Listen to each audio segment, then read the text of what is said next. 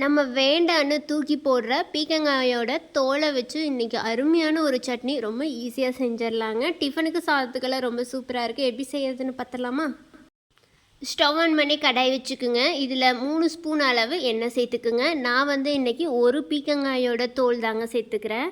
அதனால எனக்கு ஒரு 3 ஸ்பூன் அளவு எண்ணெய் இருந்தால் போதும்.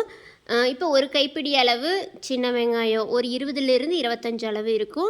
2 பல்லு பூண்டு, காரத்துக்கு நான் 2 வரமிளகாய் சேர்த்துக்கிறேன். உங்கள் காரத்துக்கு தகுந்த மாதிரி நீங்கள் சேர்த்துக்குங்க. இதை மீடியம் ஃப்ளேமில் வச்சு ஒரு 2 நிமிஷம் வதக்கிக்குங்க.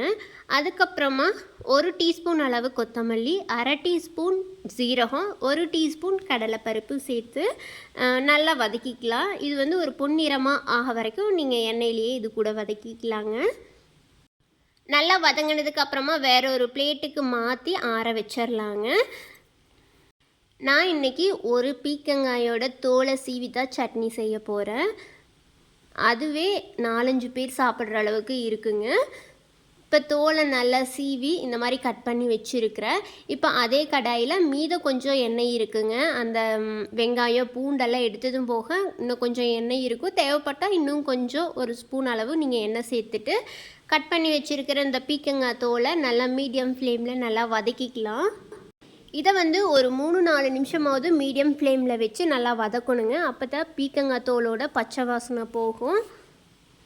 நிறைய பேர் இந்த சட்னியை ட்ரை பண்ணி பார்த்துருப்பீங்க. தெரியாதவங்களுக்கு இந்த சட்னி ரொம்ப யூஸ்ஃபுல்லாக இருக்குதுன்னு நினைக்கிறேன். இந்த வீடியோ பார்த்ததுக்கப்புறமா இந்த தோல் நல்லா வதங்கினதுக்கப்புறமா மிக்ஸி ஜாரில் சேர்த்து ஆற வச்சுருங்க. அதுக்கப்புறமா ஒரு 3 ஸ்பூன் அளவு தேங்காய் துருவல், சின்ன நெல்லிக்காய் சைஸ் புளியை தண்ணியில் ஊற வச்சு சேர்த்துக்குங்க. தேவையான அளவு உப்பு இதெல்லாம் சேர்த்து ஒரு டைம் நல்லா மிக்சியில் அரைச்சதுக்கப்புறமா தேவைப்பட்டால் கொஞ்சமாக தண்ணி சேர்த்து நல்லா சட்னி பதத்துக்கு அரைச்செடுத்தோம்னா டேஸ்டான ரொம்ப ரொம்ப ஈஸியான ரொம்ப சத்தான பீக்கங்காய் தோல் சட்னி ரெடி ஆகிருச்சுங்க. நம்ம வேண்டான்னு தூக்கி போடுற பீக்கங்காய் தோலில் இருந்து இவ்வளோ டேஸ்டான சட்னி செய்ய முடியுமா அப்படின்னு உங்களுக்கே டவுட்டாக தான் இருக்கும். கண்டிப்பாக நீங்கள் ட்ரை பண்ணி பாருங்கள்.